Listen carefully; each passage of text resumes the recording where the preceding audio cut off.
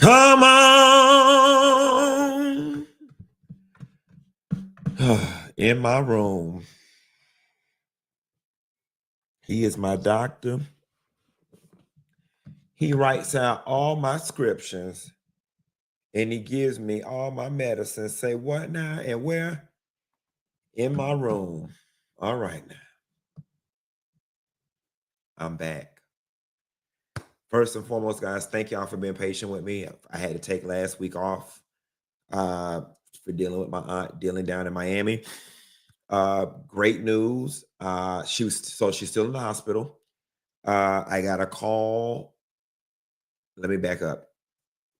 When we sent her back to the hospital, my main reason for going back home this last go around was I am a very solution oriented person. I love to put a period at the end of sentences.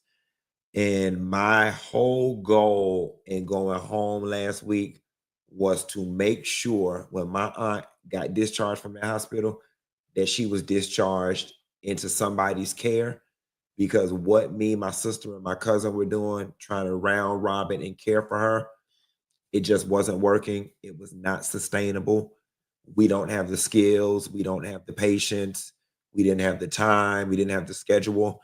And, y'all have heard me say this before, and I've said this quote before because I heard it before. Sometimes we as Black people, we have such a stigma or such a negative attitude to nursing homes and rehab places and whatnot, not realizing that we're actually doing our family members a disservice sometimes by not putting them in these places because we don't have the skills necessary to care for them. I got a call this morning from the case manager.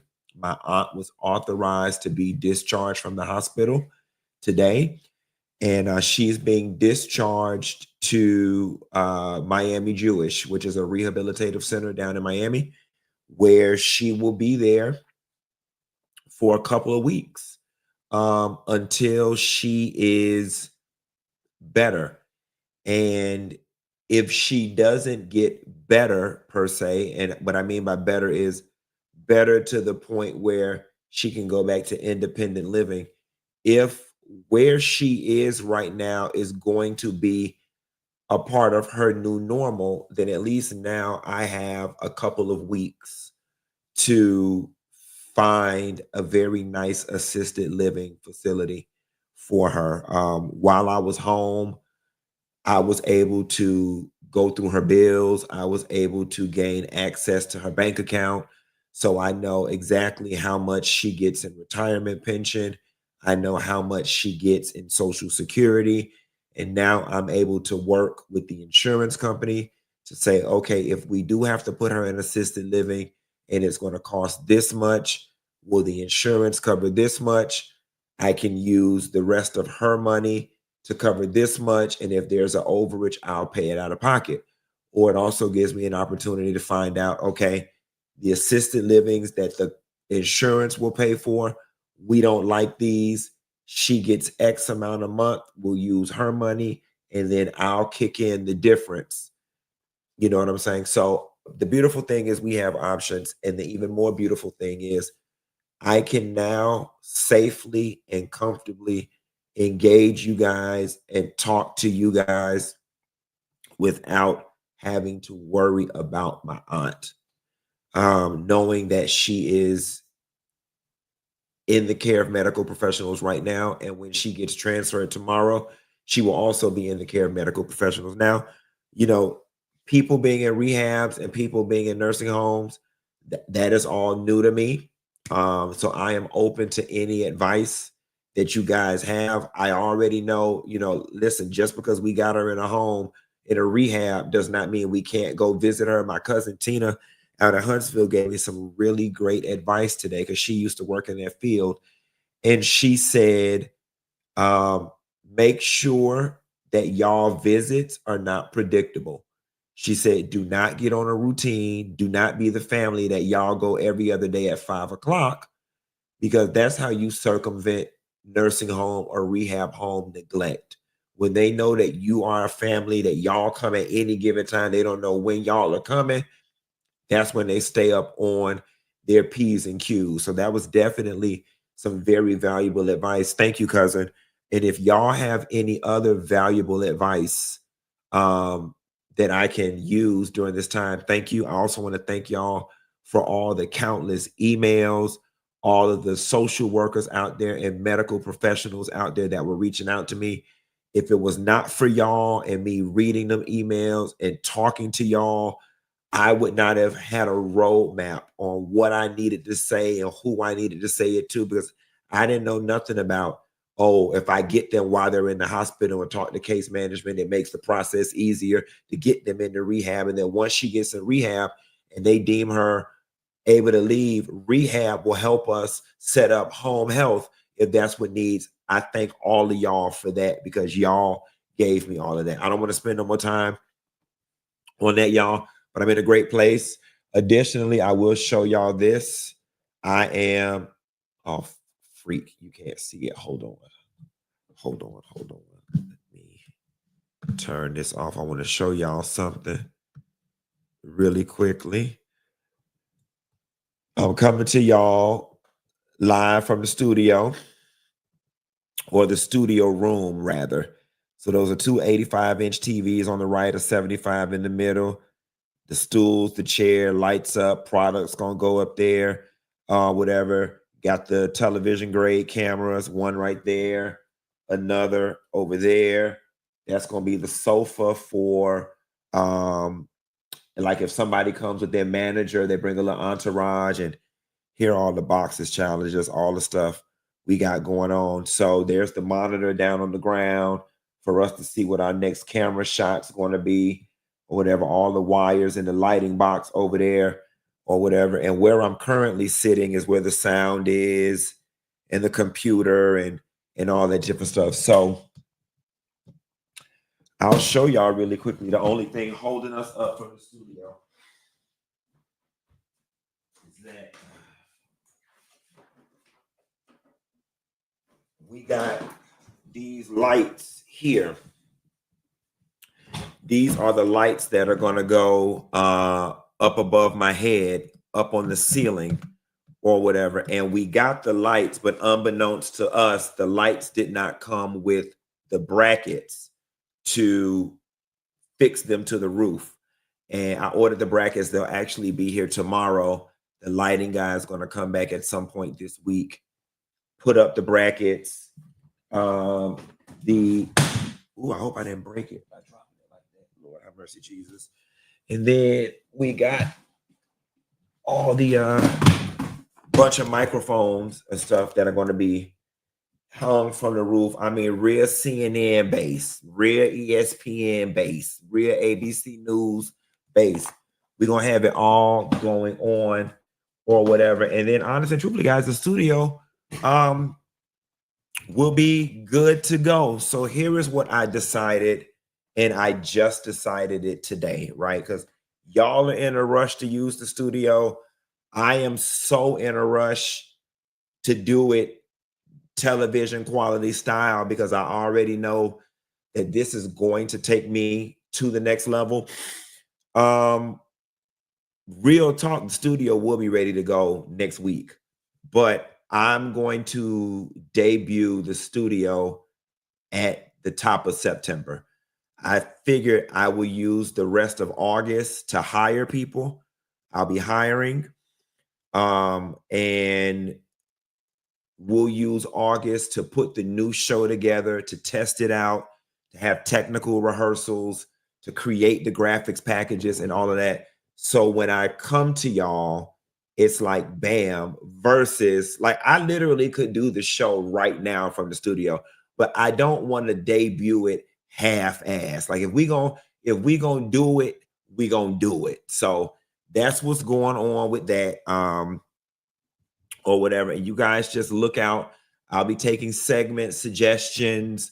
I'll be letting y'all know what positions I'm hiring from. I'm also I'll be looking for some I'll be hiring some interns. Okay. And we just gonna have it all going on. If you are in this space and you just have some creative ideas that you would like to implement, feel free to DM me or feel free to email me with some cool little segments or whatever. This is our show. And we're gonna have it all going on. I was gonna go buy a Range Rover today, but bitch, I went out last night and was too hungover to go. Somebody said, are any of the positions remote? Honestly and truthfully, my hope is that all of them will be remote because I don't want nobody in my house. I am so used to being a one-man show that sometimes it's even hard for me to be funny while people are in my face watching me. So ideally, everything will be remote. I pay under the table. I pay under the table via Apple Pay, Cash App, or Zelle. Okay. I don't provide benefits.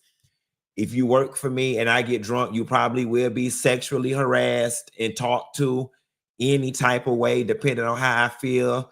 It is okay. It is nothing professional over here going on. And if my money funny, you might not get paid. I'm just joking. Nevertheless, that's what was going on. Anyway, guys, let's jump into the show. Last but not least, guys, don't forget your Mika's Treats, LLC.com for all of your marijuana. Shouts out to my homegirl, Kia Gray. Said, good job, my best friend since the 9th grade watching the show. Shouts out to Mika's Treats. Y'all use that promo code to get all y'all reefer. And last but not least, the Dominican Republic. Me and Allegra had a really good conversation this weekend about planning the itinerary for Dominican Republic, and she told me that it's about 30 or so people on the wait list for swim up rooms. Y'all please go to my Instagram page. I put up the pictures of the junior suite. I'm getting the junior suite. As a matter of fact, let me show them to y'all. I'm getting the junior suite. When I went to the Dominican Republic with T.S. Madison, we stayed at this hotel. She had a downstairs swim up room. And I've gone on other trips with swim up rooms. And to be honest, guys, it's all hype. We are a family, and I know how these types of trips go. I'm going to be at the main pool most of the time with the swim up bar, which means y'all going to be where I'm at most of the time. And we going to be communing like a family at that main pool. By the time we sit at that main pool all night, ain't nobody going to be trying to go back to their room and get in another pool outside their door. Plus, you got to deal with bugs down there and critters on that first floor, plus all that noise down on the first floor. So for those of y'all who are hung up on the swim up rooms, don't get me wrong. They are great. They are beautiful. They are luxurious. They are convenient. But please don't sleep on the junior suite as well. This is the room that I'm staying in. I'm staying in the junior suite because when the Dominican people come to rape y'all in between y'all legs and in y'all butt, and when the cartel come, the sex traffic y'all ass to Colombia, bitch, they coming to get y'all ass off the first floor. Okay. But here's the junior suites. The junior suites are very nice. The junior suites are very nice, cheaper than the swim up room, and you get a great view. So for those of you guys on the wait list for the swim up rooms, if you want it, go ahead and get it. But please don't think that you're going to have a lesser time if you get a junior suite, because I'm staying in the junior suite. And on the other side of this right here is a jacuzzi tub with all the jets and stuff. They're really, really, really, really, really, really, really, really, really nice. All right, so let's talk about it. Let's get into the show. I don't have a graphic to support this, but I wanted to bring this up, guys. Y'all may have saw my Instagram today. I was talking about that whites only town that they trying to build in Arkansas. And I didn't do the story when it was current because I just wasn't on that racial stuff. I had the temperament to talk race. That white only town in Arkansas, y'all, them white folks really think they doing something. They really think they are doing something by exclaiming out loud that they are building a whites only town in Arkansas in an effort to preserve white American culture. In the interview that I saw, one of the gentlemen was saying, yes, we would like to have control over who our neighbors are. And dear white people in Arkansas who are building a whites only town, I am here to tell you that On behalf of the national delegation of the NAACP of colored people who went to college and those who don't even have a GED, we support you.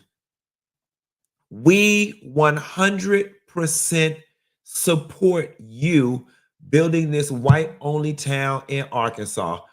Bitch, it's Arkansas. Quiet as it's kept. Y'all can have the whole state. You can have the whole state of Arkansas if you want to. I don't mean to offend any members of the Funky Bunch that live in Arkansas, but there is nothing desirable about living in the entire state of Arkansas. Y'all can actually have the whole thing. And I'm going to tell you something.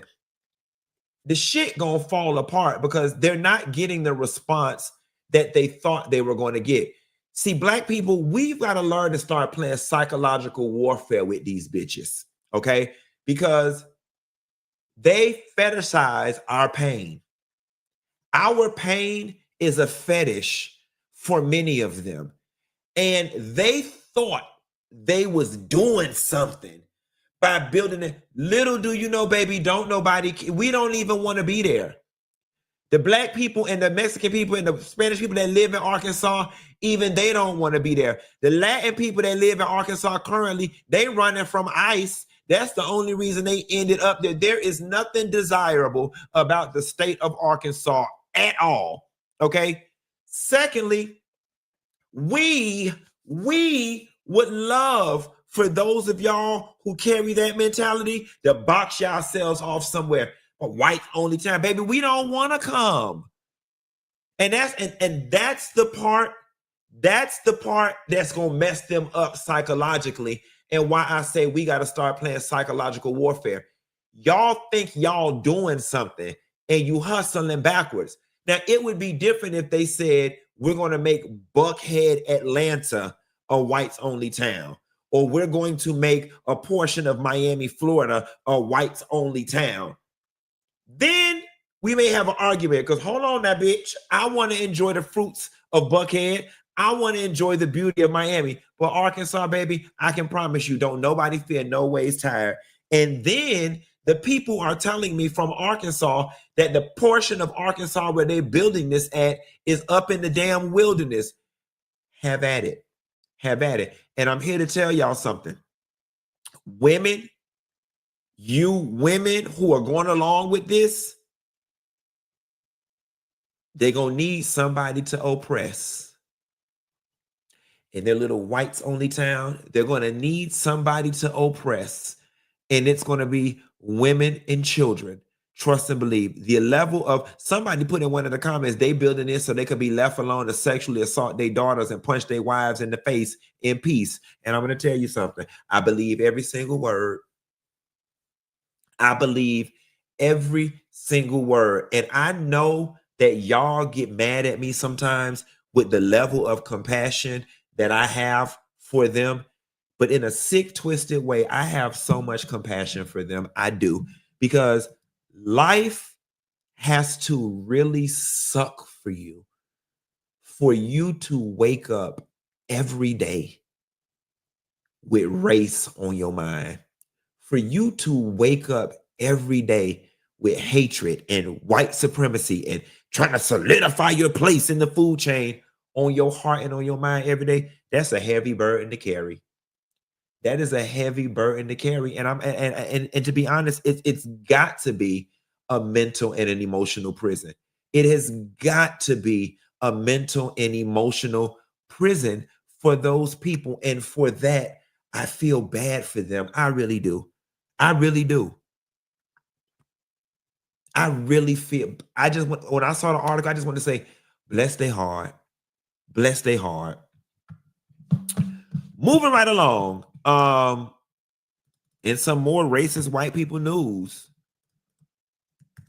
So a black lesbian couple, they were attacked by some racist white people that ultimately landed them getting into a very bad car accident. And this lady's face is all messed up. Let me read y'all the story.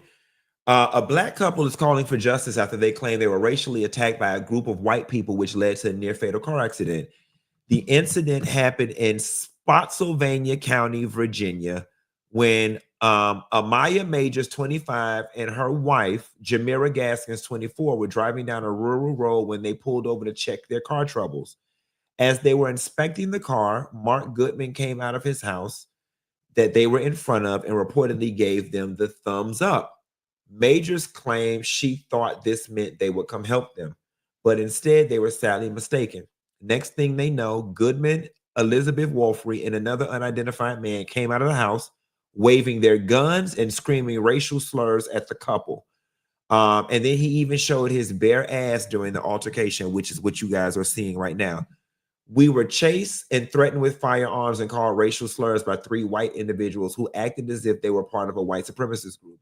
Majors wrote in a GoFundMe post, 2 of them physically attacked my wife while brandishing a gun and shouting out threats. Frightened, the couple called the police, got back in the car, and continued to drive down the road to get away, but they followed them. One of them allegedly pulled up beside them on a 4-wheeler and pointed a gun right at Majors' head.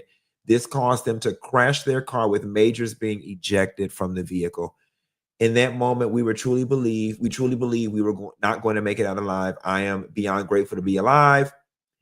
As for the 2, they have both been charged with misdemeanors, including brandishing firearms, and pending the investigation, they could be potentially charged with a hate crime. And they need to be charged with the hate crime because misdemeanors is not enough. Misdemeanors for causing this is absolutely not enough. Now, I don't know what the penalty is for a hate crime. When I went down to Florida State University and got my degree in economics, and people ain't teach me shit about legal, but they need to be charged with hate crime, attempted murder, and a slew of other things. And going back to my earlier comments in the show, while it manifests itself in hate, it has to suck for you to be moved to chorus by the simple appearance of somebody else with a different skin tone.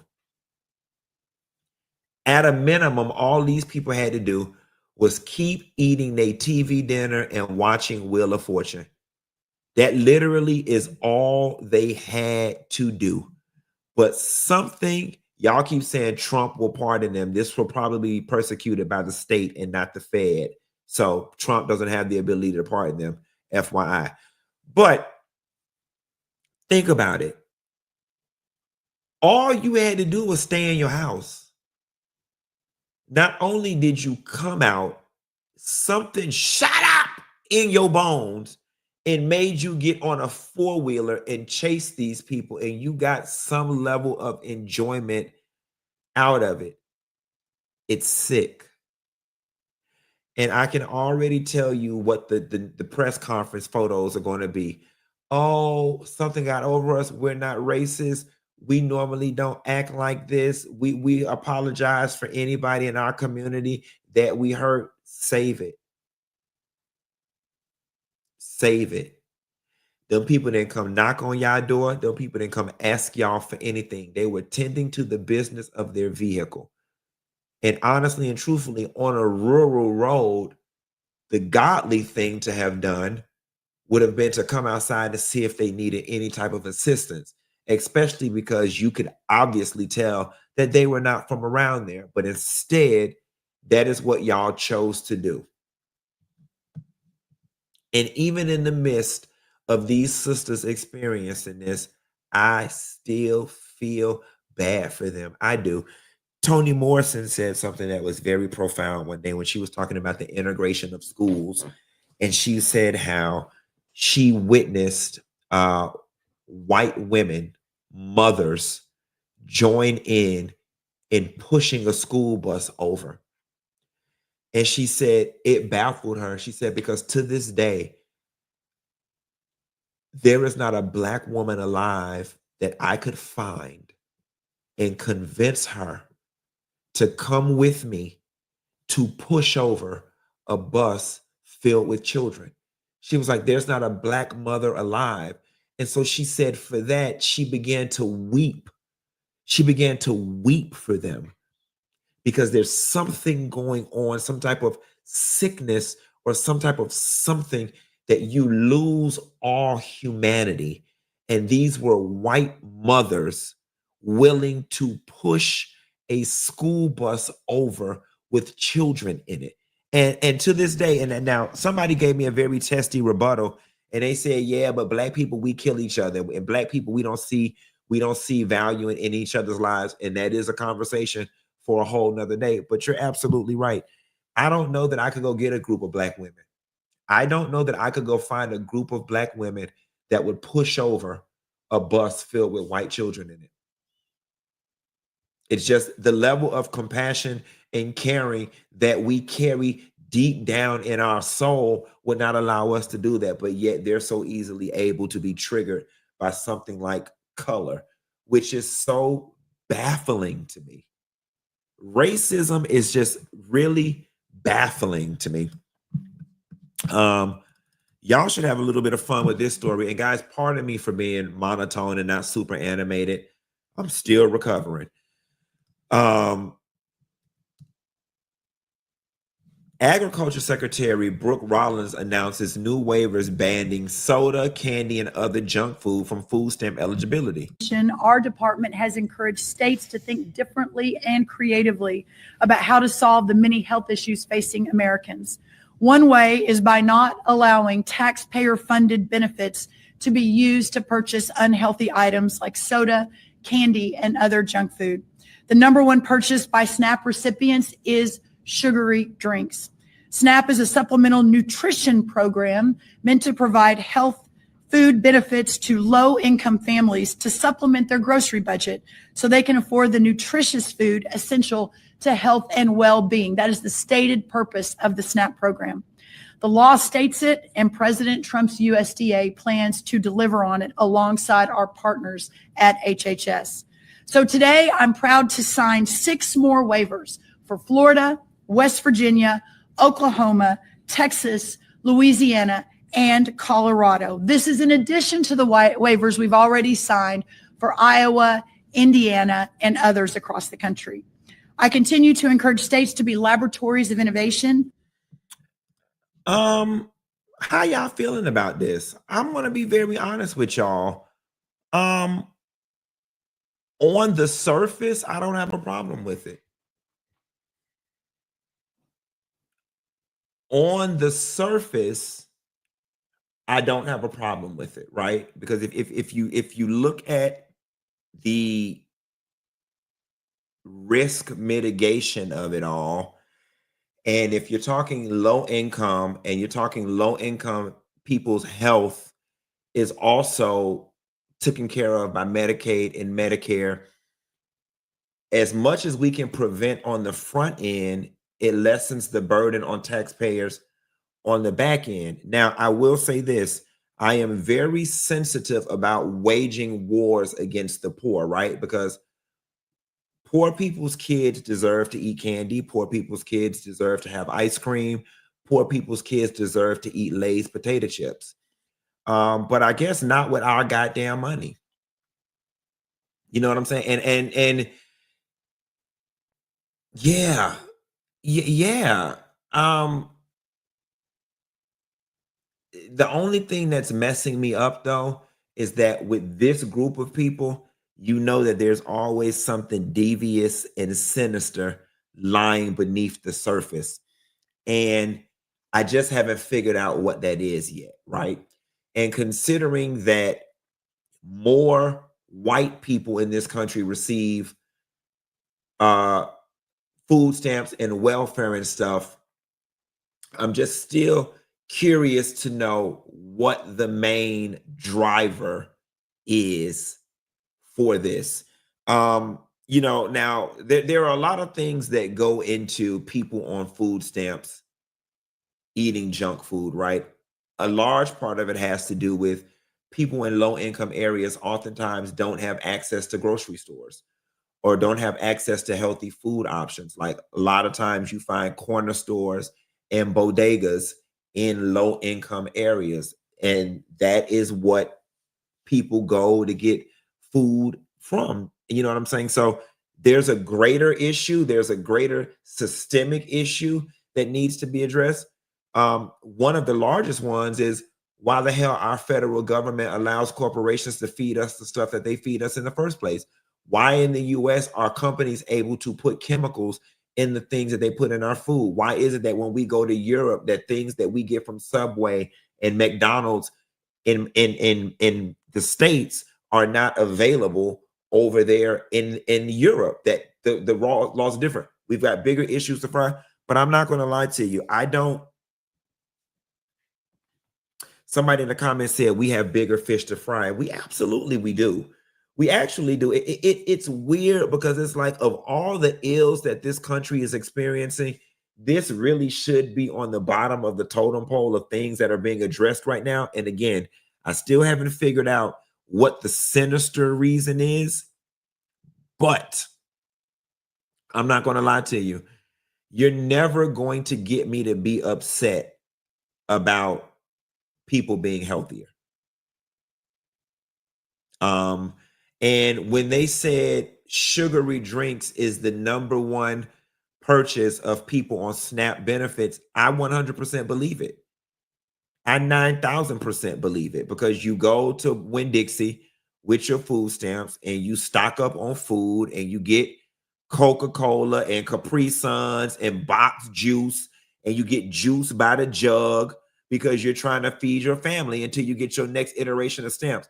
I 100% believe sugary drinks is the number one purchase of people on SNAP benefits. So, and somebody said they're buy two, get one free. It causes obesity and health problems. I, despite not knowing what the sinister reason is, I'm kind of in favor. Somebody says soda is cheaper than water. I'm in favor of this. Something else that's going on sick in our damn country, y'all. An 18-year-old internet personality named Lil Tay says she made over $1 million in just 3 hours on OnlyFans. Okay. Here was the reason why I opted to do this story. I am a man. I don't face the same predatory societal issues that women face. I was today years old when I realized just how many grown ass men are into little girls. And I feel very stupid today that I've been walking around this earth being this naive for 41 years. The moment this girl turned 18, same thing with Bad Bobby, Catch Me Outside girl, Bad Baddie, whatever her name is.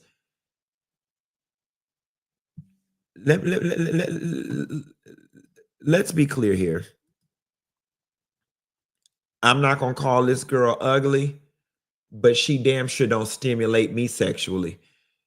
She gives regular ass white girl found on any playground in any mall, USA. There is nothing so spectacular about the way this girl looks that people should be flooding out her OnlyFans.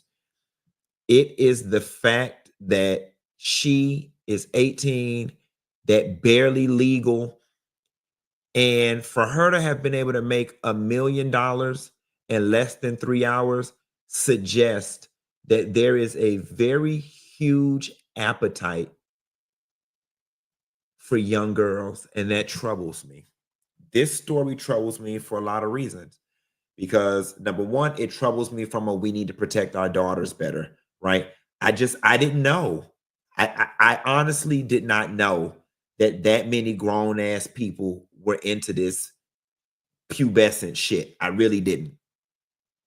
We have got to do, and I see some of y'all saying we already knew this.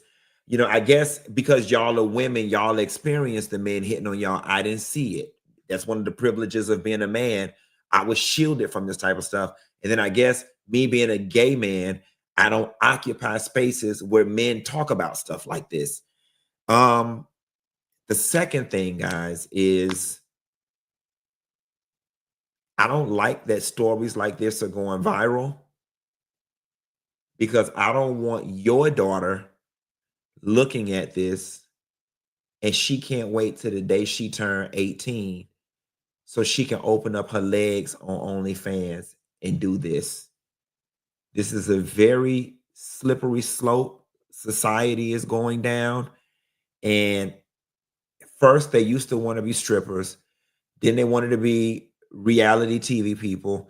Then they wanted to be Instagram models. And to be honest with you, opening your legs and playing in between your legs and in your butt on OnlyFans is trumping all of it.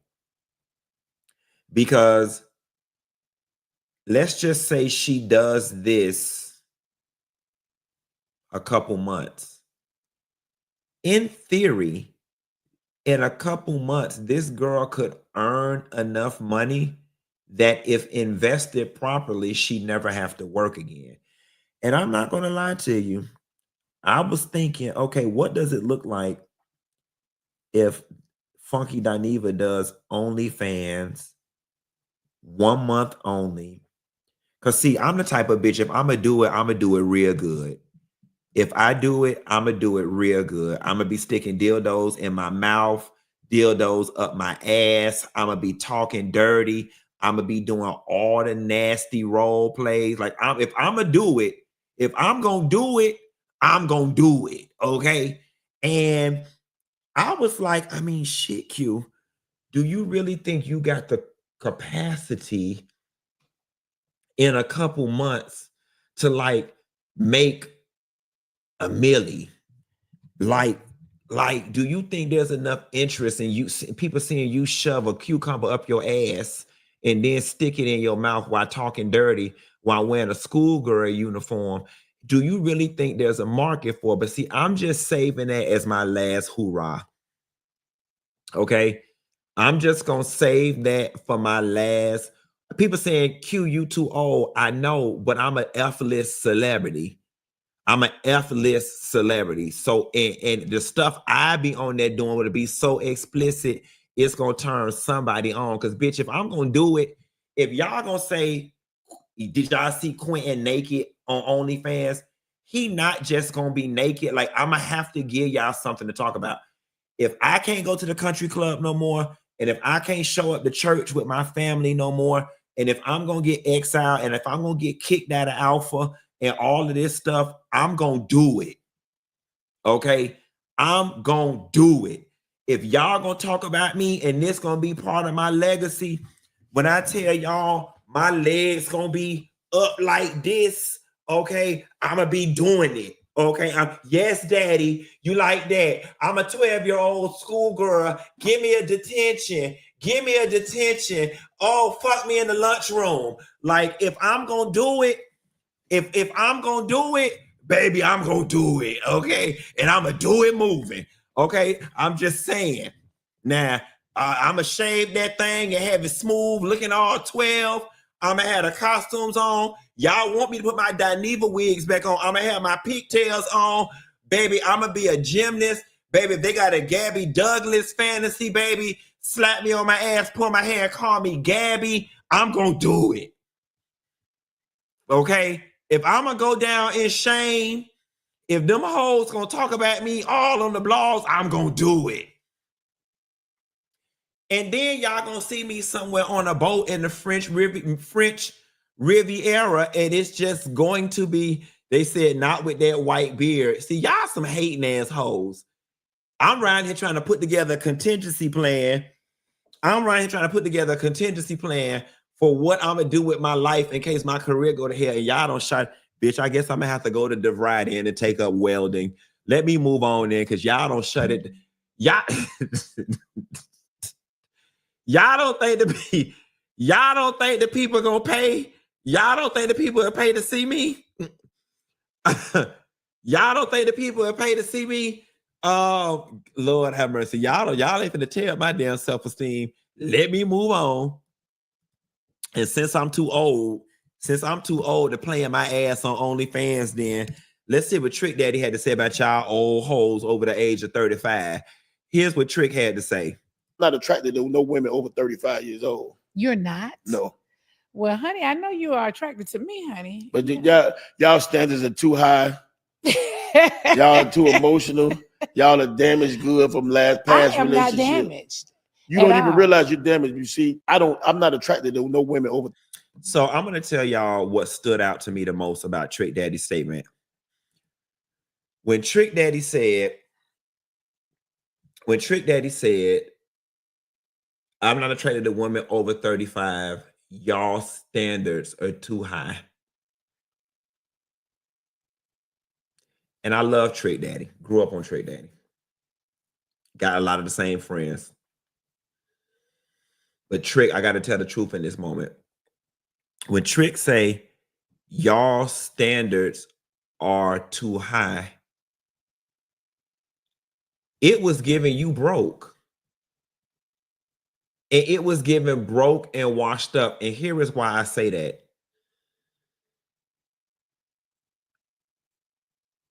Whatever their standard is, your personal standard for your life should be at that or above it.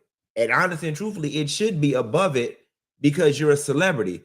Like, I promise you, there is not a single person in my age bracket that I would be interested in dating that I would be concerned about their standards. That is just not a concern for me.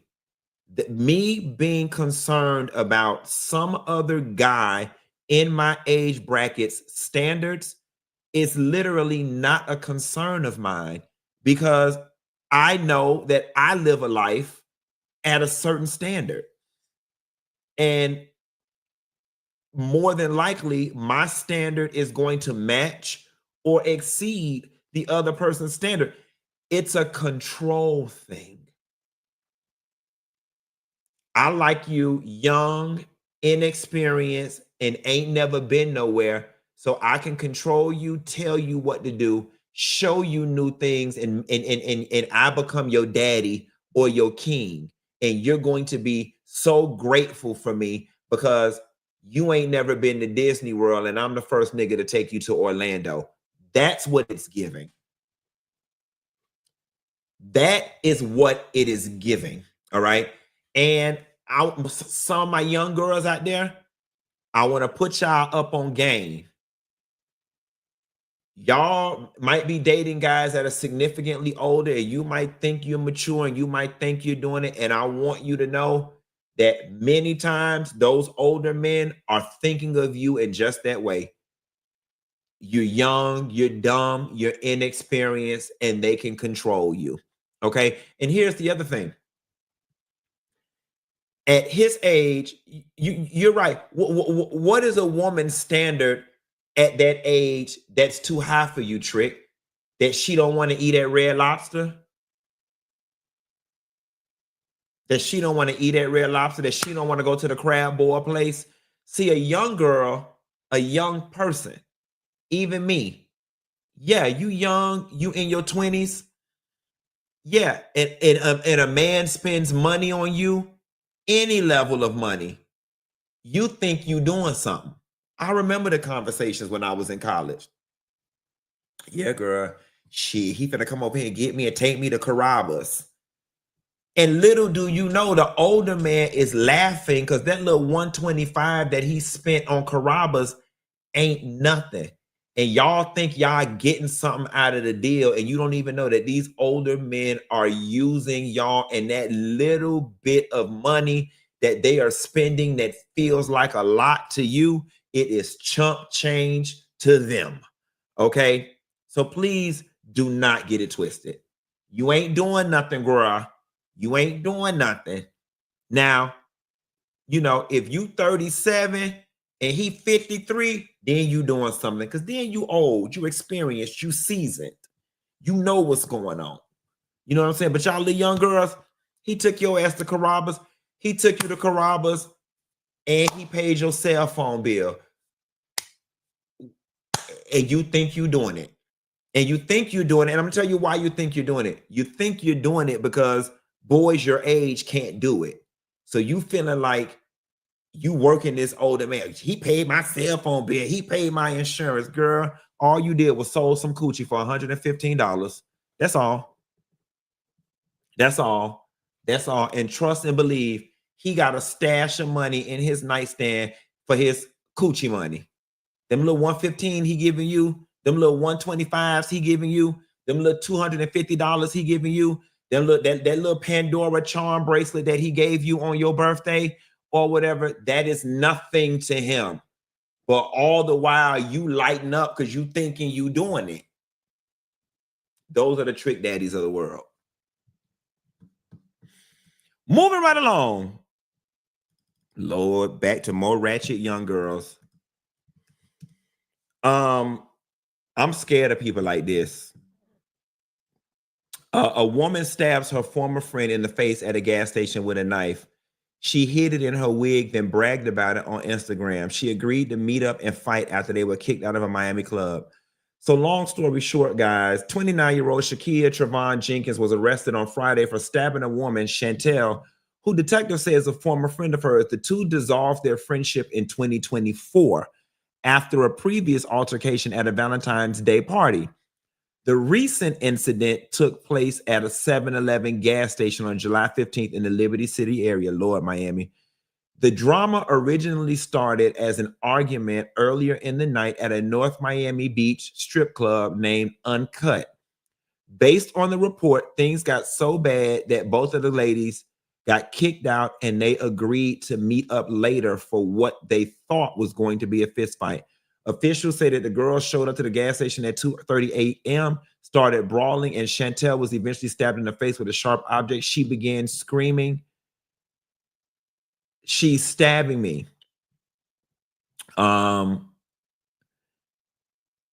After the incident, Chantel drove to the police station looking for help. Now, this is where things got crazier. Chantel provided not only video footage of the incident, but recordings of Shakia bragging about it on live, bragging about stabbing her and admitting to hiding a knife in her wig. She repeated things like, "Call me Chucky and Michael Myers, hoe," and stabbed that hoe, and then stabbed that hoe, and then stabbed that hoe. Police also made it clear that she was not remorseful at all. Shakia went even darker in her live, comparing herself to Afeni Muhammad, who made headlines after being charged for stabbing her McDonald's manager to death. Facebook to Afeni's mugshot, reposting things and continue to speak of the stabbing. This is really sad because let's spend a little time on this story, guys, and let this breathe for a little bit.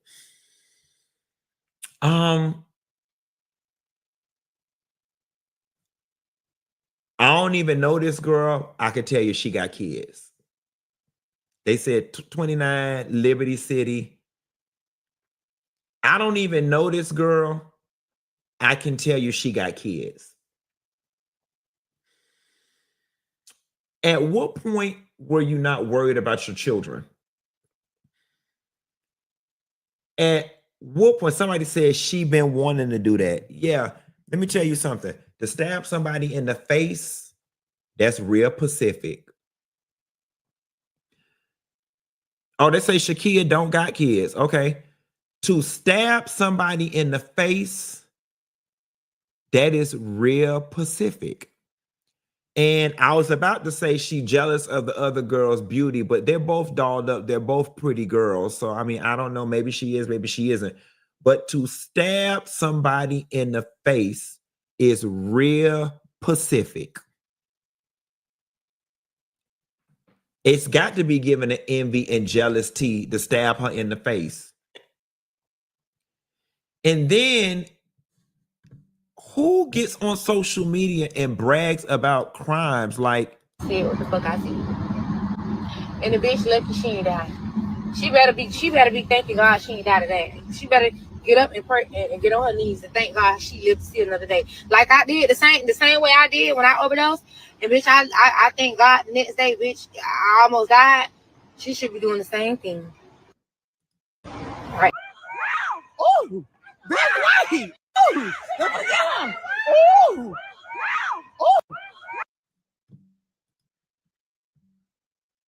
that's 79th Street for any of y'all that's familiar with Miami. That's the 79th Street. But This is sad. I used to live up the street there from now on in North Bay Village.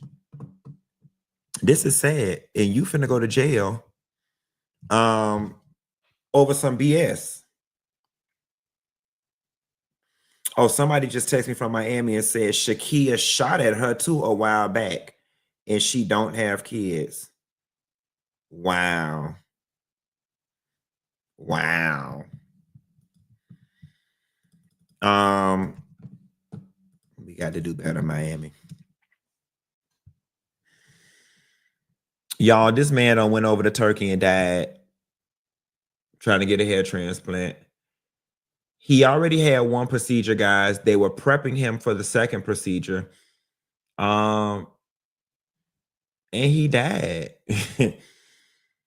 That really is the short of it. The clinic says all of his medical tests were done and he was cleared for surgery. Turkish authorities are investigating and an autopsy will be performed. His body has been returned to the UK and his family is being supported by officials.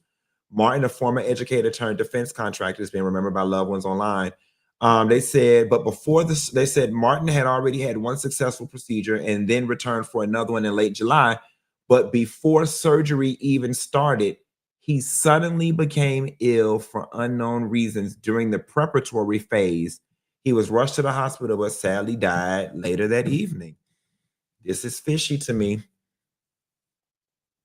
This is very fishy to me. I would be curious to know what was done to him during the preparatory phase. Was he hooked up to IVs? Was there anything running through his veins in that moment? Or did he just have the hat on and the gown? Like, right. Nurse Shanti said, was it an anesthesia era? That's what I was thinking. Like, somebody said pre-existing conditions. He was cleared medically.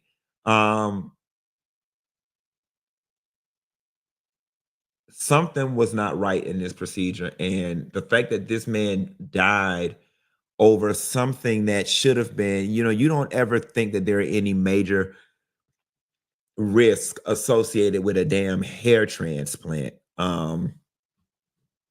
It's sad. Prayers for his family.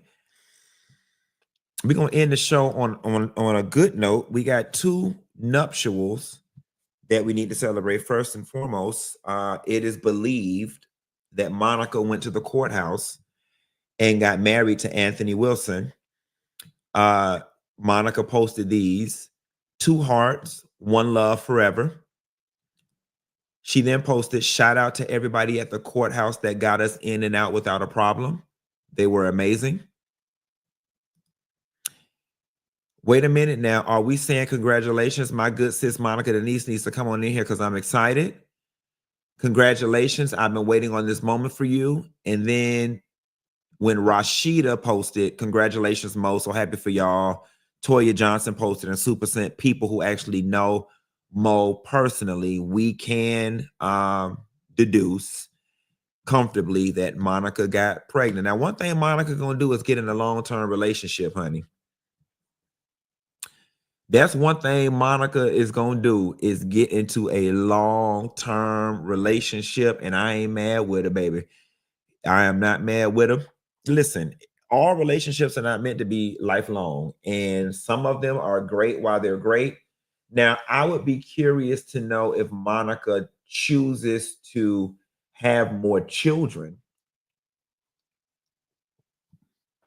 I don't think most women at this age would be interested in having children. But we'll see. Some of y'all screaming pregnant in the chat. Pregnant. Y'all don't know. Mo is down home enough. Mo don't care about y'all and her having children outside of wedlock. If Mo was pregnant, she would just be pregnant and would tell y'all to get into it or whatever. So I don't think she ran and got married because she's pregnant. Nevertheless, love wins again.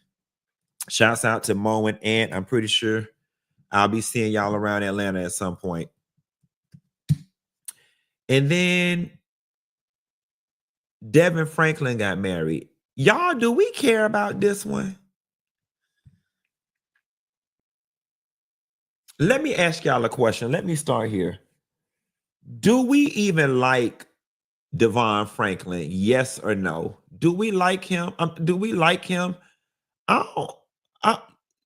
Do yes or no? Do we like do we even like him? Let's start there. I don't I don't think we dislike him, but I don't think we anything him. Somebody said Yashan said he alright. Yeah, I'm just like, yeah.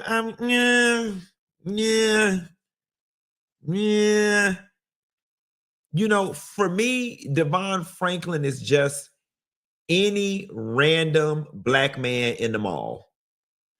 You know how you in the mall, in the food court, you in the Chick-fil-A line, it's 17 more booths, and they're just random people there. You couldn't pick any of them out of a lineup.